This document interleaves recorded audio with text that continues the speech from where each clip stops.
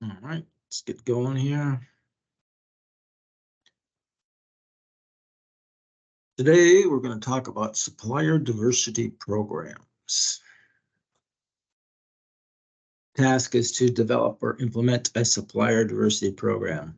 So the history, diversity program started in the 1960s in the United States as a social program run by businesses. In the early days, businesses were responding to government mandates. So this is during the 64 civil rights legislation and that type of stuff. Now many businesses are responding to their customer demands, especially if they're a business that sells directly to the public. Organizations recognize that diverse communities and businesses can be an economic advantage, enhance the company's image, more competition for their supply base. And National Minority Supplier Diversity Council, the NMSDC, internationally, we connect our partnering with leading global corporations to define standards and best practices and certification processes for diversity programs. So here's the little thing that ISM put out a while back on 50 years of supplier diversity. Kind of starts in the 1960s and runs through, well, what happened. It's 4 or 5 pages, so if you're interested, you can read that.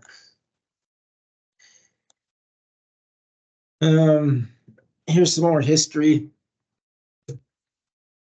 on the U.S. Fortune 100 companies. And I tried to figure out the DEI is this consultant, but they didn't really put a date on when they did this. I think it was in the last 10 years. But 85% have supplier diversity initiatives in the Fortune 100. 59% of these report on how much they source from diverse suppliers, and usually in dollar terms. And 10% of supplies and services are procured from diverse suppliers on average. So, what is it they're using diverse suppliers for? Things like consulting, construction, technology, advertising and marketing, contingent labor, that type of thing. Considerations in developing programs. Diversity programs are the tools government uses to counteract discrimination. That's why they came about in the first place. And organizational policies define ways the buyers will make sourcing and spend decisions. Business cases may include decreased costs and new ideas, enhanced community goodwill, and assessing program goals. Visible metrics on actual to goal results are important. And disparity studies. Buyers should measure tiers 1, 2, and 3 for penetration achieved for diverse businesses. And really, what you want to do is you want to require your tier 1s to have a program and brief you on it and let them track it. And tier 1s require the tier 2s, etc. So customer-driven requirements. Businesses must consider the public perception of the company. So consumer products and retail businesses are usually driven by their customer base to have a supplier diversity program because they get their products boycotted if they get bad press.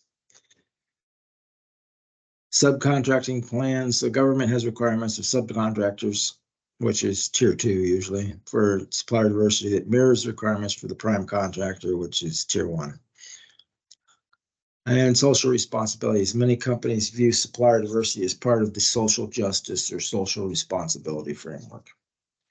And sustainability. To ensure long-term success, a supplier diversity program must have a pool of viable small and diverse suppliers, or at least diverse suppliers, which may involve outreach and training. Sources of information on socially or economically disadvantaged suppliers. The SBA, otherwise known as the Small Business Administration, has a computerized directory. The Minority Women Business Development Agency, part of the U.S. Department of Commerce, has a charter to foster growth of minority-owned businesses and has several regional offices. And the Global Supplier Diversity Alliance has advocacy organizations in 5 countries. Australia, Canada, China, South Africa, and the UK. There's business directories, National Minority Supplier Development Council and Women's Business Enterprise National Council have directories. ISM kind of does. Minority and Women Business Development Councils, these councils provide certification to business. They say whether they're certified diverse business or not. Local minority women or Chamber of Commerce around the world have been established to assist minority and women-owned businesses. There's business fairs, usually put on by the government, but other large organizations will also conduct business fairs for minority or supplier diverse suppliers. And financial rating agencies. These are companies like Dun & Bradstreet, Standard & Poor's. These guys are collecting a lot of data on companies to do their financial ratings. They're also collecting data on whether the company is a diverse supplier or not. So they will categorize your list of suppliers for a fee and tell you how many of them are diverse suppliers, etc.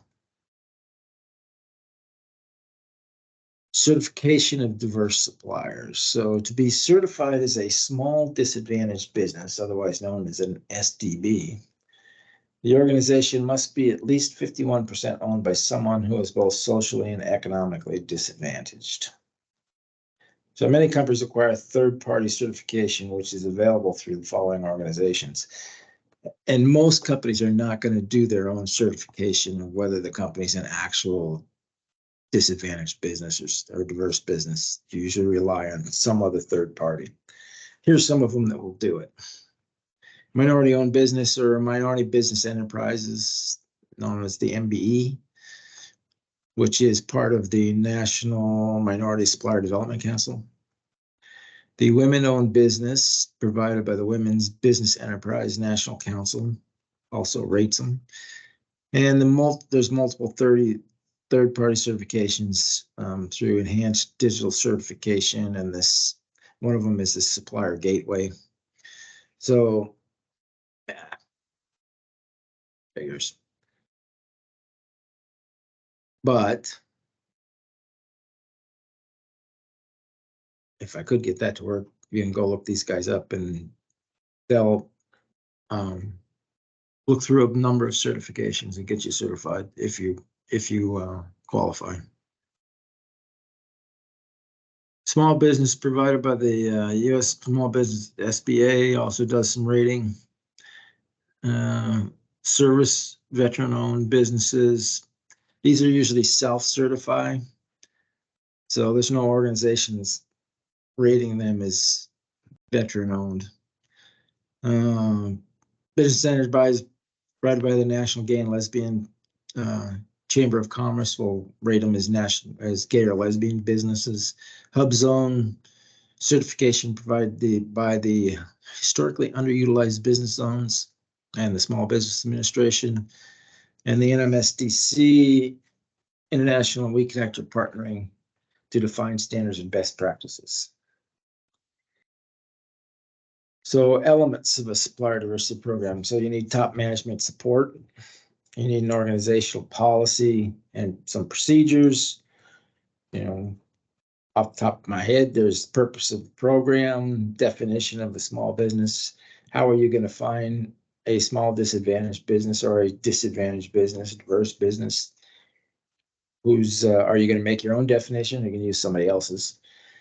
Organizational policy. The organization should establish policies and procedures to outline the program. It's also recommended to have a program coordinator. This individual should be empowered to work cross-functionally, convey the importance of the initiative, and have the procurement skills necessary to locate the supplier candidates. And then you got diversity goals. Each buyer should be held accountable for meeting the supplier diversity goals set for the commodity that they manage. So certain commodities will be easier to find diverse suppliers than others. But at the individual level, actions taken by individuals responsible for contracting for goods and services on behalf of the organization. So they should have accountable goals. And at the organization level, goals should be set at the top level of the organization.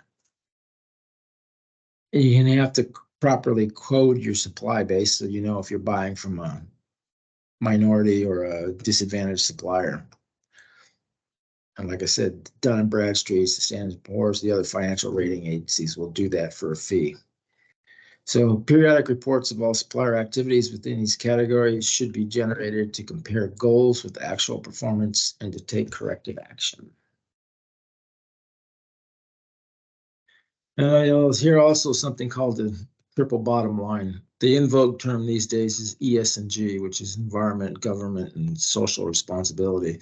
But you'll also hear talked about triple bottom line being talked about. So triple bottom line is social equity issues, people, environmental quality issues or sustainability, which is the planet, and then economic prosperity issues, which is corporate profits or profit. And what is this? No, that's another article from ISM. A supply management view of sustainability. So it talks about the triple bottom line here.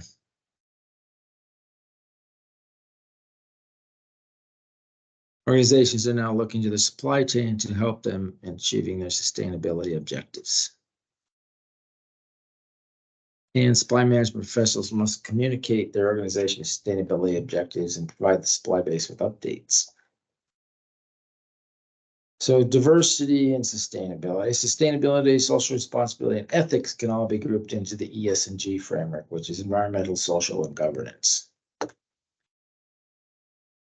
And then you've got worldwide ESG laws, and they're actually changing quite a bit. You can see here, they talk about Europe a lot.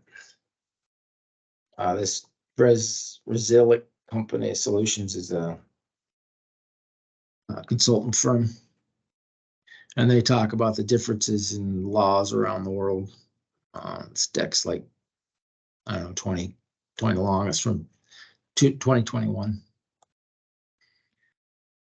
According to Daniel Esty and Andrew Winton, authors of Green to Gold framework, the business reasons for supporting ESG activities include customers to expand, new customers, expand revenue, reducing operating costs, reducing operational and financial risks, and improving reputation.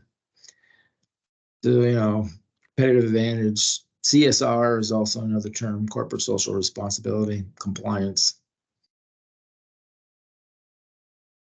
All right, what is the best method to validate that a supplier is a diverse supplier?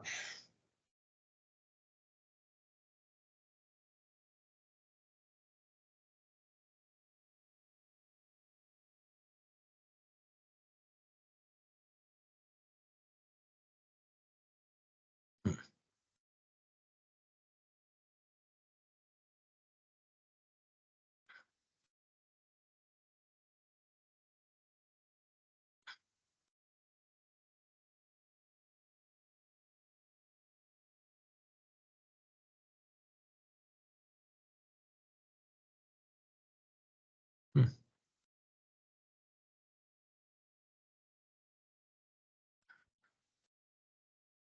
Hmm. I don't know why we got the camera turned on. Don't need it. Okay. Take the supplier's word for it. What's the best method to validate the supplier, the diverse supplier? Take the supplier's word for it. Yeah, no. Ask the supplier to show ownership status and determine status. That's one way. Require a copy of the certification document by a recognized third-party certifying organization, the better way. And require submission of a W-9 tax ID form, which doesn't really do much for you. So C.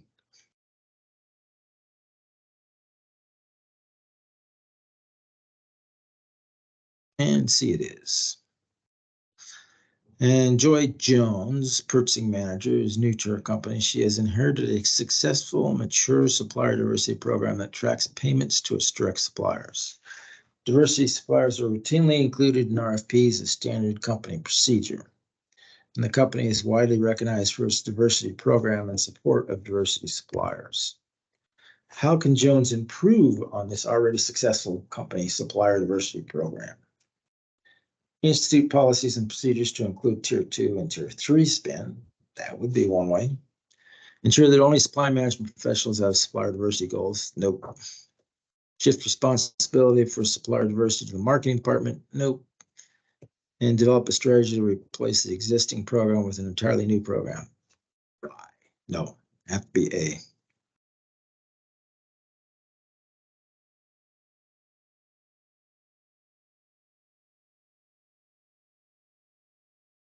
A it is. All right, there's 10 questions out there. So go ahead and get on them and raise your hands when we get done. We'll go over the answers.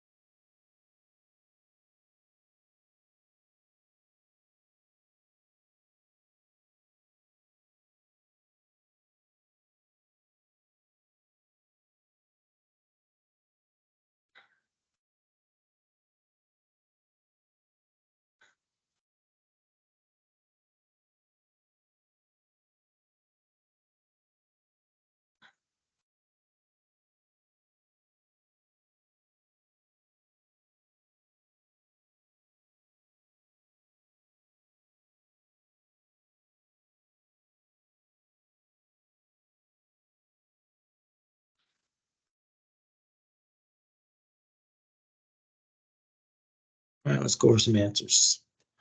One is Delta, outreach. 2 is Charlie. Supply management professionals should be held accountable for meeting goals. 3 is Alpha. U.S. federal contracts of more than 500,000 must have a plan for incorporating goals for the minority businesses. 4 is Charlie. The Minority Women Business Development Agency is part of the U.S. Department of Commerce. 5 is also Charlie,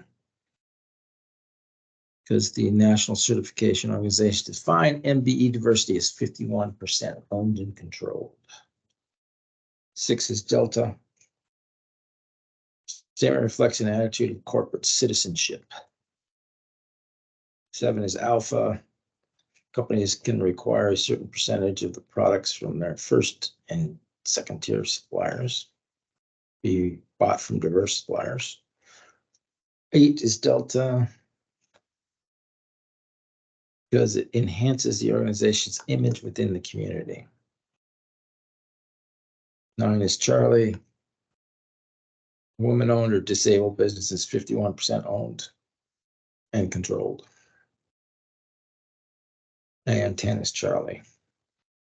Correct. CEO is directing his statement toward meeting customer needs. Meeting with marketing to understand the pattern of customer diversity and the needs of those customers will give supply management the information it needs to pursue the goal. Kind of disagree with that, but that's the question. All right. Thanks, everybody.